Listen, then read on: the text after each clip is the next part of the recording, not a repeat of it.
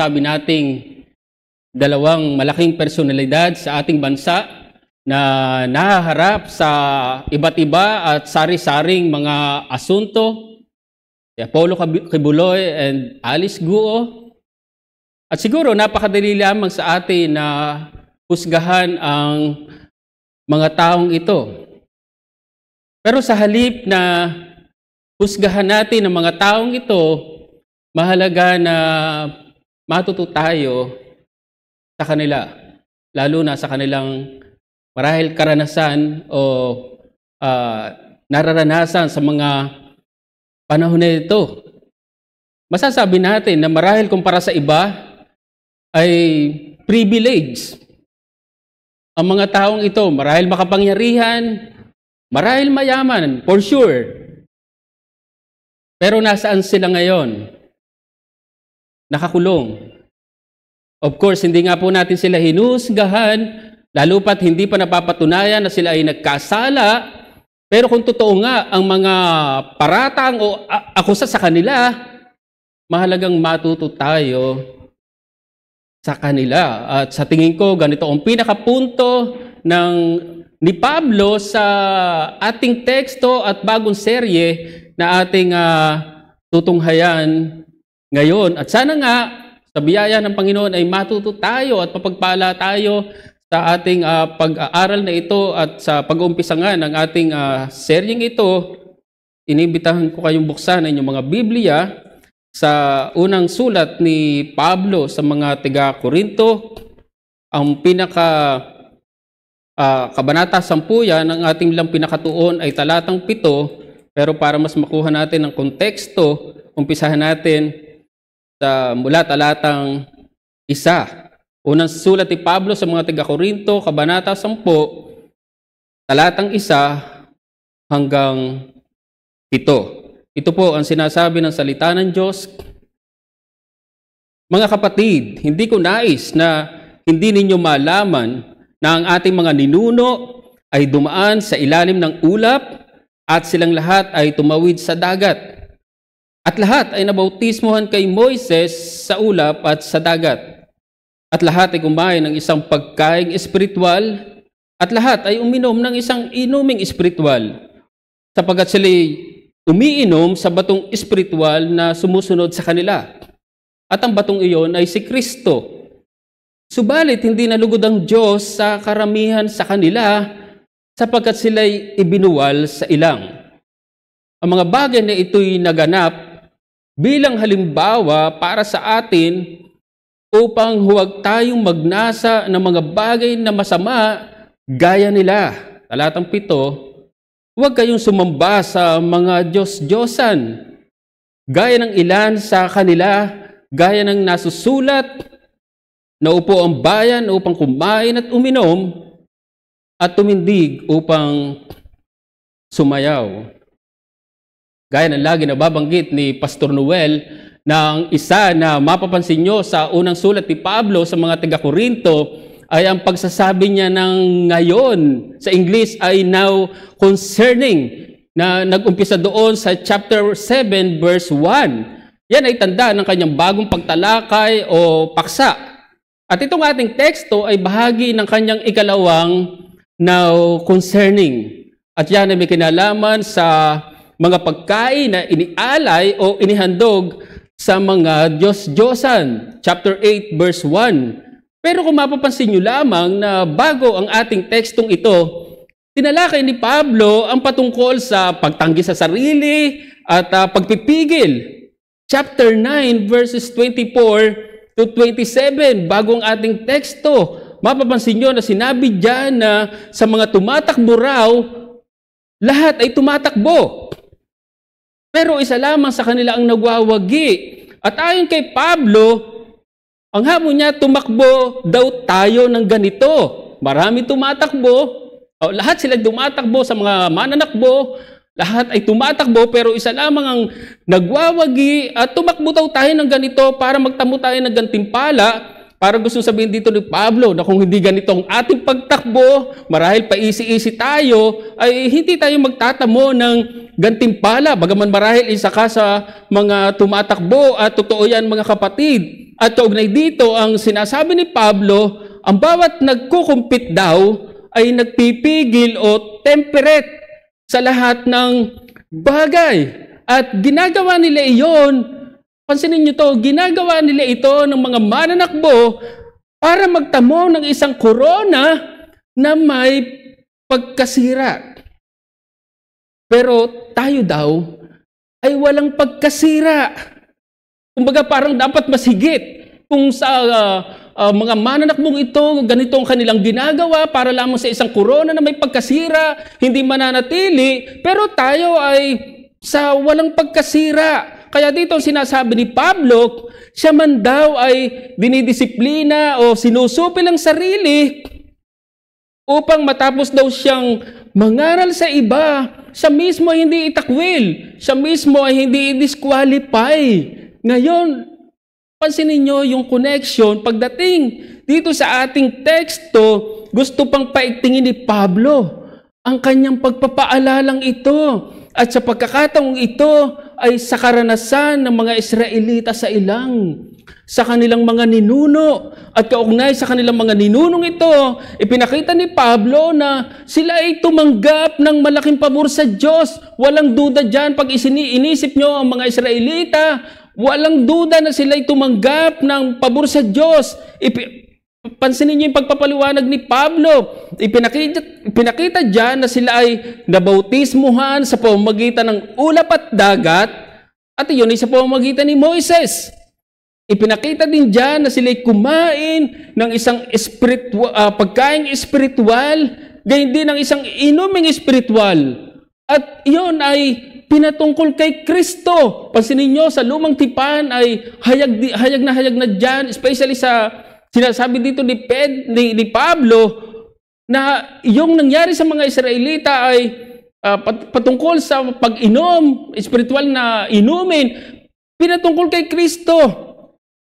Pero ang nakakalungkot dito, karamihan daw sa kanila, sa mga Israelita ay hindi kinalugdan ng Diyos.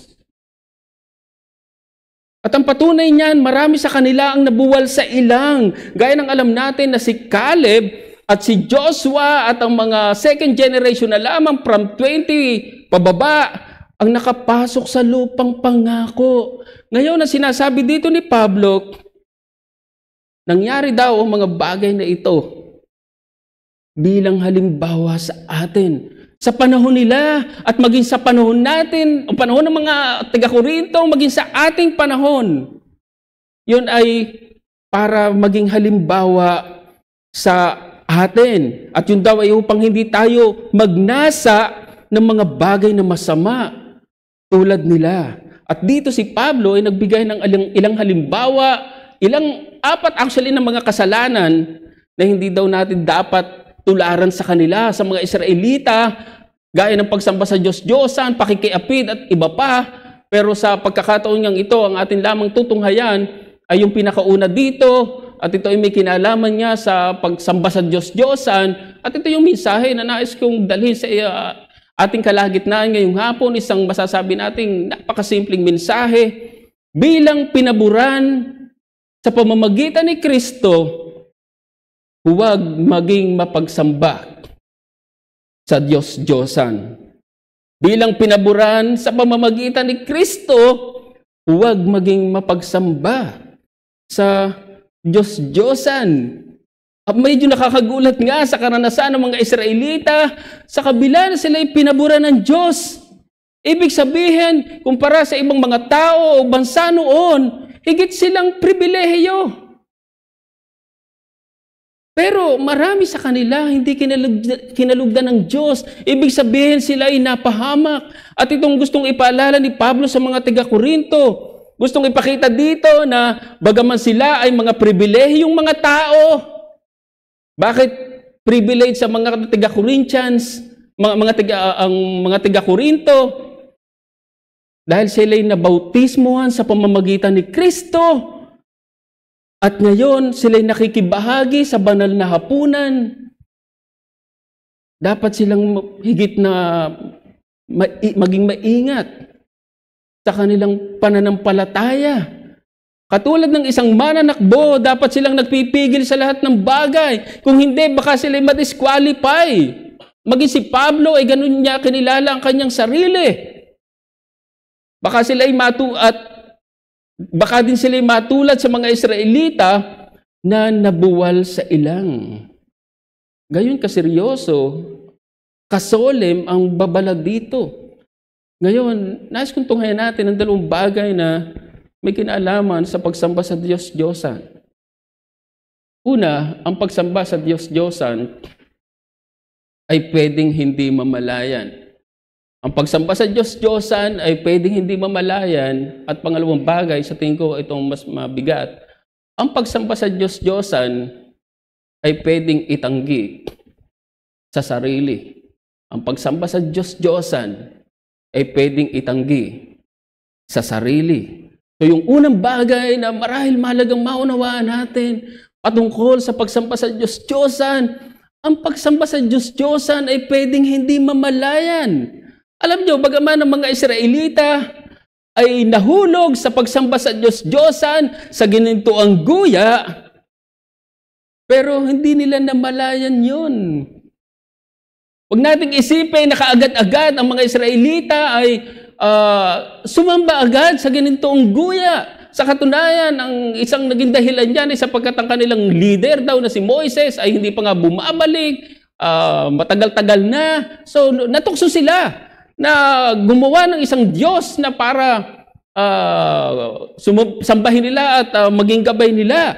Sa katunayan, sa kabila na sila ay sumasamba sa ginintuang guya, ang inisip nila ay sila'y sumasamba sa Diyos, sa tunay na Diyos, sa Diyos na nag-alis sa kanila sa lupain ng Ehipto. Pansin ninyo, sinabi sa Exodo 32, talatang 4, kanyang tinanggap ang ginto mula sa kanila, si Aaron ito, at hinubog ito sa pamamagitan ng isang kagamitang panlilok at ginawang isang hinulmang guya. At kinalang sinabi, ang mga ito ang iyong mga Diyos, o Israel, na naglabas sa iyo mula sa lupain ng Ehipto. Nakaharap sila sa ginintuang guya at sinabi nila, actually referring to the Israelites, ito yung kanilang mga Diyos na naglabas sa kanila sa lupain ng Ehipto. Isipin nyo yung naging deklarasyon ng mga Israelita. So dyan, mapapansin nyo na bagaman sila sumamba sa Diyos-Diyosan, akala nila sila sumamba pa sa tunay na Diyos. Pero hindi. Sa katunayan, ang kanilang ginawa ay aktwal na pagsamba sa Diyos-Diyosan. Pansinin nyo sa pagpapatuloy dyan sa Exodo 32, talatang 6, kinaumagahan, sila'y bumangon ng maaga, nag-alay ng mga handog na sinusunog, at nagdala ng mga handog pangkapayapaan. Ginagawa ito sa tunay na Diyos. At ang sabi, ang taong bayan ay naupo upang kumain at mag-inuman at bumangon upang magkatuwaan. Alam nyo, yan ang sinight ni Pablo. Ang ginawang iyan ng mga Israelita ay larawan ng pagsampa sa Diyos-Diyosan. Naupo upang kumain at mag-inuman, bumangon upang magkatuwaan, na ang pinaniniwalaan ng maraming mga scholar at sa kasaysayan ay mayroong sexual play. Anong masasabi mo dyan? Hindi pwede sabihin ng mga Israelita, wala lang ito, yung aktwal na inyong ginawa ay pagsamba mismo sa Diyos-Diyosan. At ganito ang nangyari sa mga taga-Korinto. Maalala nyo na sila ay nakikibahagi sa mga paghahandog na ginagawa sa mga pagan temple noon. At ang akala nila, hindi pa sila sumasamba sa Diyos-Diyosan. Pero nagkakamali sila. So yung simpleng marahil turo na pwede nating makuha dito, kung hindi mababantayan, ang sino man ay pwedeng mahulog. sa pagsamba sa Diyos-Diyosan. Siguro nga kung pag-uusapan ay pagsamba sa imahe, marahil hindi tayo mahuhulog dito. Bagaman pwede rin, pero medyo malayo yata na ang bawat isa sa atin dito, kung meron dito na mahulog sa pagsamba sa imahe, harapan may imahe, parang malayo yata na sasamba ka ng ganon. Pero papaano sa ibang uri ng pagsamba sa Diyos-Diyosan? Merong mga tao na ang kanilang nagiging Diyos ay kapangyarihan. Hindi sila aari na wala sa pwesto. Meron namang mga tao na ang nagiging Diyos ay kayamanan. Hindi sila aari ng walang salapi. At napakarami pang bagay na pwede nating maging Diyos-Diyosan sa ating buhay na sa katunayan ng sinabi sa aklat ni Ezekiel ay idols of the heart. Marahil napakadami. Sa katunayan, anumang bagay na higit sa Diyos ay Diyos-Diyosan. Kaya ingat tayo mga kapatid. Kaya nga hindi nakapagtataka na ang Panginoong Hesus mismo, sinabi niya na sino man daw na umiibig sa kanyang ama, sa kanyang ina, sa kanyang anak na lalaki o anak na babae, ay hindi karapat-dapat sa kanya. Hindi nakapagtataka yung ganyang mga pangungusap ng ating Panginoong Hesus. Lalong higit, hindi nakakagulat na sabihin ng ating Panginoong Hesus na ibigin daw natin ang Diyos ng ating buong puso, ng buong ating kaluluwa, ng ating buong lakas. Hindi nakapagtataka ang ganyang mga pangungusap ng ating Panginoong Jesucristo. So mapapansin nyo na ayaw ng Diyos na may kahati ang ating puso. Ang hinihingi sa atin ay katapatan, loyalty, o yung siya lamang. Kaya kung meron akong kinakausap dito, gusto ko kayong tanungin, ano yung mga bagay na nagiging kahati ng Diyos sa inyong puso, na inyong nagiging Diyos-Diyosan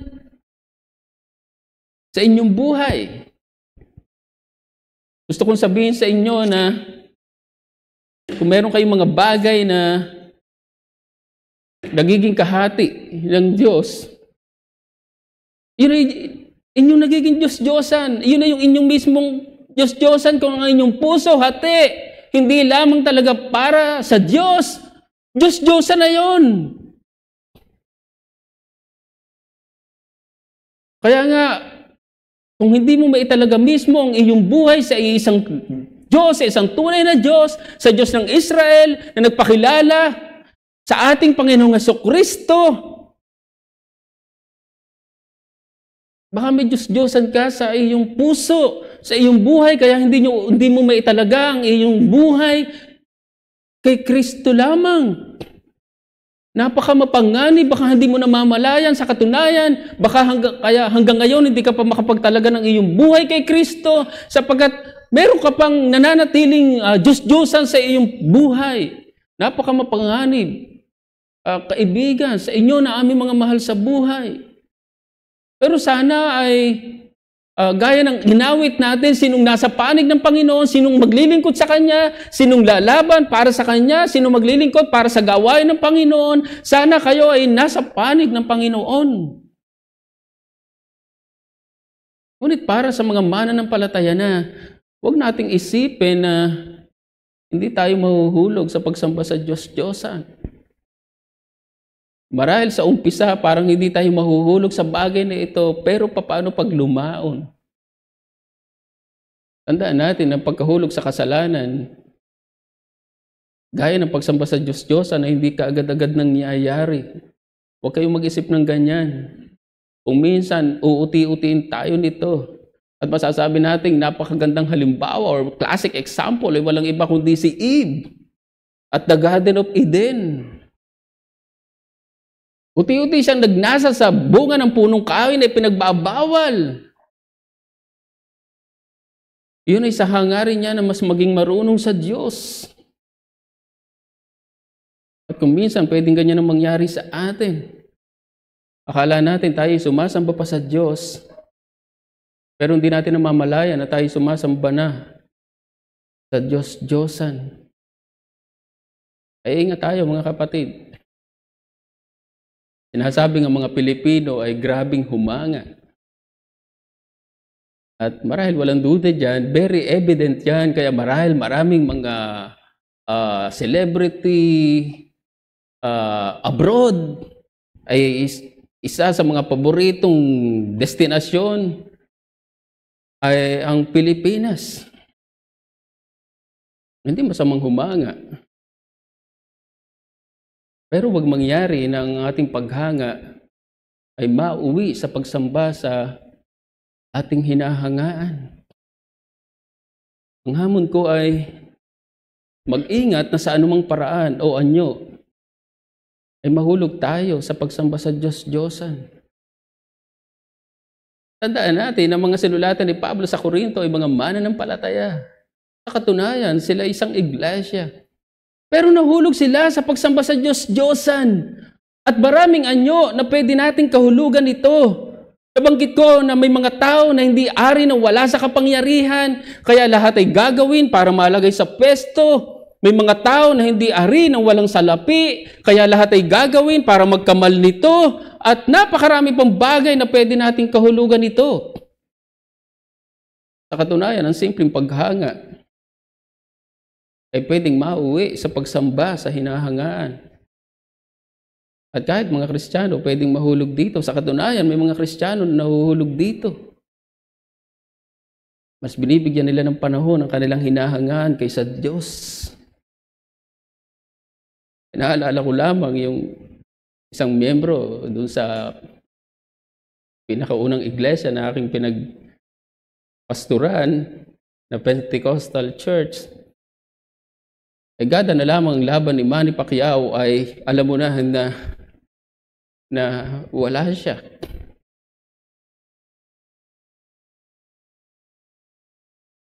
At may mga Kristiyano, minsan mas pinipili na mapanood lamang ang kanilang mga hinahangaan ay kahit nasasakripisyo ang araw ng Panginoon. Ngayon, sabihin niyo sa akin na hindi ba yung pagsamba sa Diyos-Diyosan? Sabihin niyo sa akin na hindi ba kayo nahuhulog sa pagsamba sa Diyos-Diyosan? Eh, ingat tayo mga kapatid. Baka hindi natin mamalayan, nahulog na pala tayo dito.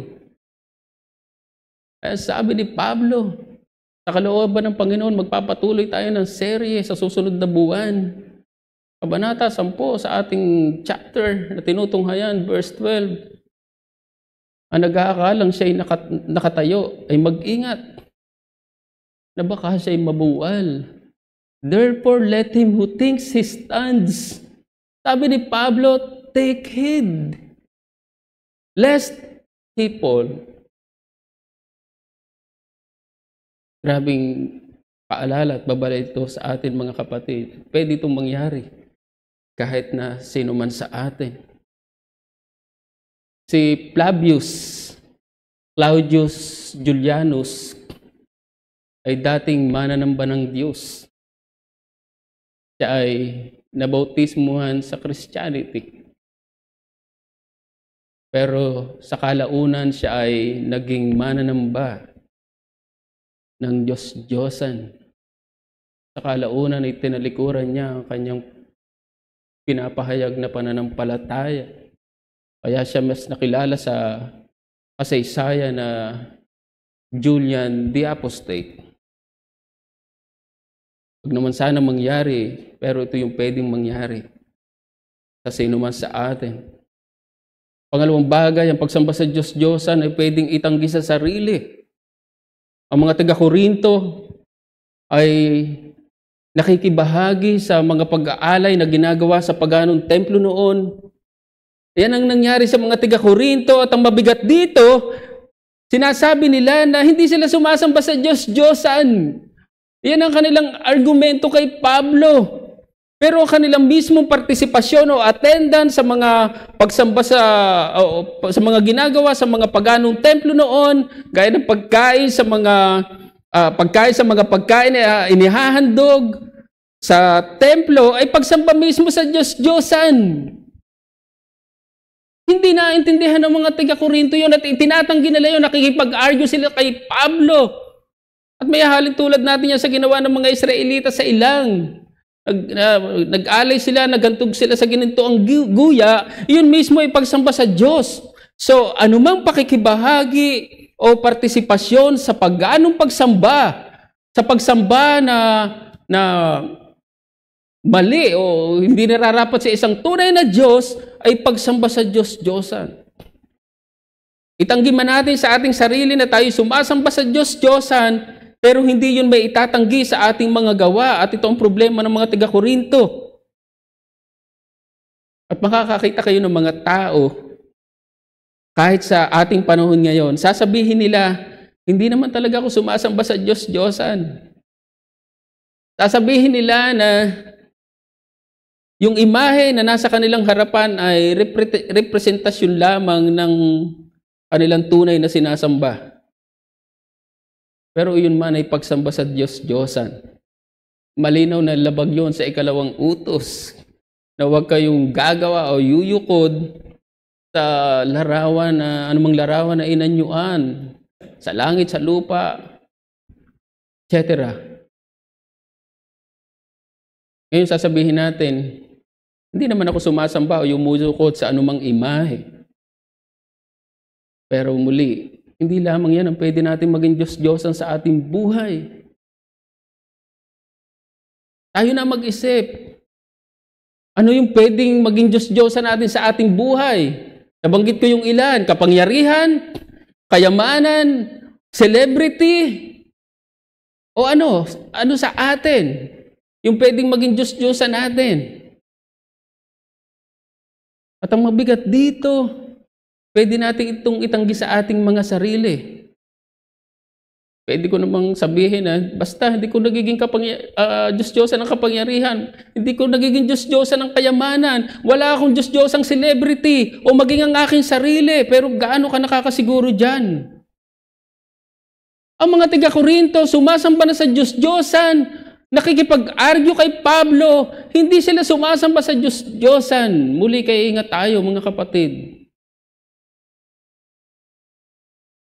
May mga Kristiyano, sasabihin nila na sila'y mananamba ng tunay na Diyos, pero hindi makita sa simbahan. Sasabihin nila na sila'y mananamba ng tunay na Diyos, pero pinapatakbo ng kanilang mga sariling damdamin. Wala talagang pagpapasakop sa tunay na Diyos. Kung ano ang kanilang gustong gawin, yun ang kanilang ginagawa. Basta ako'y mananamba ng isang tunay na Diyos kahit hindi nyo ako makita sa church. O kaya paminsan-minsan lang. Pilit na itinatanggi sa kanilang sarili, napakamapanganib. Sa anumang investigasyon na ginagawa, for example, sa Senate and Congress, wala namang basta aamin dyan. Na totoo, sangkot ako dyan, na totoo, nagkasala ako sa batas. Sa katunayan, pilit nilang itatanggi ang mga akusasyon sa kanila. Pero sa kabila nito, hindi nila maitatanggi ang ebidensya laban sa kanila. At ganyan din ang pwedeng mangyari sa atin. Sa kabila na itanggi natin na tayo sumasamba sa mga Diyos-Diyosan, pero hindi maitatanggi ang ebidensya. Hindi maitatanggi kung ano yung nakikita sa atin. Ang hamon ko ay ipakita mo sa paraan ng iyong buhay, sa iyong ginagawa na hindi ka sumasamba sa Diyos-Diyosan. Madaling sabihin na itanggi na hindi tayo sumasamba sa Diyos-Diyosan, pero ang ebidensya ang nagsasabi nito, yung nakikita sa atin. At ganyan ang sinabi ni Pablo sa mga taga-Korinto. Sa pagpapatuloy pa ni Pablo Sa kabanatang ito, talatang 21, chapter 10, verse 21, na sabi ni Pablo, sa katunayan ito ay huling bahagi na, ang sabi niya, hindi nyo maiinuman ang kopa ng Panginoon, referring to the Lord's table, at ang kopa ng mga demonyo. Kayo hindi maaaring makisalo sa mesa ng Panginoon at sa mesa ng mga demonyo. Bakit ganun na sinasabi ni Pablo? Ang kanilang pangangatwiran kay Pablo, nakikipag-argue sila, pinipilit nila na walang masama na makibahagi sa ginagawang paghahandog sa mga paganong templo. Para sa kanila, immaterial yon. Parang yung katwiran ng iba na hindi naman ako talaga sa imahe sumasamba. Kundi representasyon lang yon. Parang ganyan ang katwiran ng mga tiga-Korinto. Pero ang kanilang mismong ginagawa ay pagsamba mismo sa Diyos-Diyosan. Kaya ito yung sinasabi ni Pablo sa kanila at ito yung hamon sa atin mga kapatid. At napakahalaga na hindi tayo maging mapagsamba sa Diyos-Diyosan. Bakit? Sapagkat pwede itong magbunga o manganak pa ng ibang kasalanan. At ang isa lamang dyan ay ang sa usapin ng sexual immorality, pakikiapid, o pagiging mapakiapid natin. At yan nga ang ating tutunghayan sa susunod na linggo sa kalooban ng Panginoon. Naging magkakambal yun. Dahil sa kanilang pagsamba sa Diyos-Diyosan, nahulog sila sa sexual immorality at mas tutunghayan pa natin yan sa susunod na linggo muli sa kalooban ng Panginoon. At bukod sa kasalanan na pwede pang magbunga, dala ng pagiging idolatrous, pagsamba natin sa Diyos-Diyosan, pwede tayong ilayo nito sa Diyos. Sa tunay na Diyos. Sa ibang salita, sa ating pananampalataya. At yan yung tendency na mayroon tayo mga kapatid. Huwag nating isipin na kailanman na hindi tayo mailalayo nito sa Diyos. Hindi po, yan ay pride. At ganyan marahil ang nangyari sa mga Israelita. At ganyan din ang pwedeng mangyari sa atin.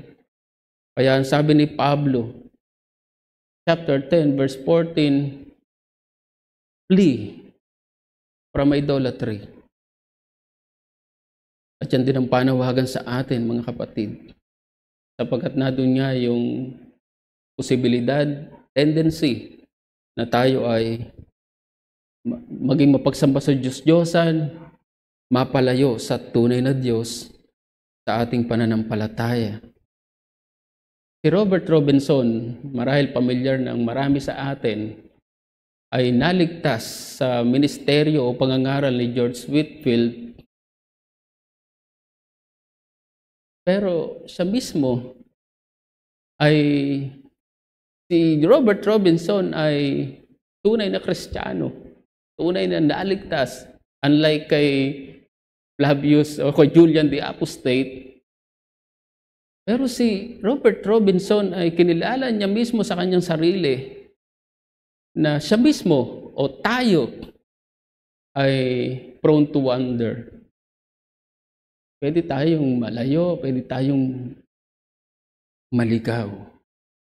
Sa ating aawiting himno bilang tugon, very clear, maliwanag sa kanya yung biyaya ng Panginoon sa kanya sa isang makasalanan. Pero pansinin niyo, sinabi niya sa alas huling bahagi ng talatang 3, sabi niya, Panginoon, mayroong pagkiling na sa iyo ay lumayo. Ito ang ating panalangin, selyuhin mo at linisin maging iyong puso ko. At napakagandang panalangin mga kapatid. Kaya bilang tugon sa ating mensahe, ngayong hapon, awitin natin o bukal ng pagpapala. Wakas po tayo sa panalangin mga kapatid. O dakila naming Diyos, aming mapagbiyayang Ama, nagpapasalamat kami muli sa pagkakataong ito sa iyong salita na nahayag sa aming kalagitnaan. gaya ng pagkilala ng isang tunay na Kristiyano, isang ligtas, na kami ay merong pagkiling na lumayo sa iyo. Bagaman kinikilala namin na kami ay inabot nyo ng iyong biyaya. Ngunit, O Diyos, ang lahat ng ito ay sa iyo pa rin pag-iingat at pagtutustos sa aming mga buhay. Huwag kami magkaroon ng pagmamalaki sa aming puso na kailanman hindi kami malalayo sa iyo, kailanman hindi kami mahuhulog sa kasalanan, gaya ng kasalanan ng pagiging papagsamba sa Diyos-Diyosan. Nakita namin ang nangyari sa mga Israelita, marami sa kanila ay nabuwal sa ilang. At ito'y kinilala ni Pablo at aming kinikilala ng mga bagay na ito'y nangyari para sa aming ikatututo. At nawa nga, O Diyos, sa iyong biyaya matuto kami sa karanasan ng iyong bayan. Gaya sa mga tiga-Korinto, maging sa aming panahon ngayon, ay ito'y paalala sa amin. Tulungan niyo kami, Panginoon, bilang isang iglesia, at tunay na maging matapat sa iyo. Ikaw lamang ang kilalanin namin, paglingkuran sa aming buhay bilang isang tunay na Diyos. At kami nagsusumamo din para sa aming mga bisita ngayon, sa aming mga kasama ngayon, na sila man ay tunay na magkaroon ng pagpapasya sa kanilang sarili, na kilalanin ang nag-iisang Diyos sa kanilang mga buhay. Anumang mga bagay o mga nagiging Diyos-Diyosan sa kanilang buhay, tulungan niyo sila na ito'y kaisuko sa iyo. Salamat po, Panginoon, sa mga oras na tutunay na pinupuri ka namin. Salamat sa iyong kabutihan sa iyong iglesia. Ito ang aming panalangin sa pangalan ng aming Panginoong Hesus. Amen.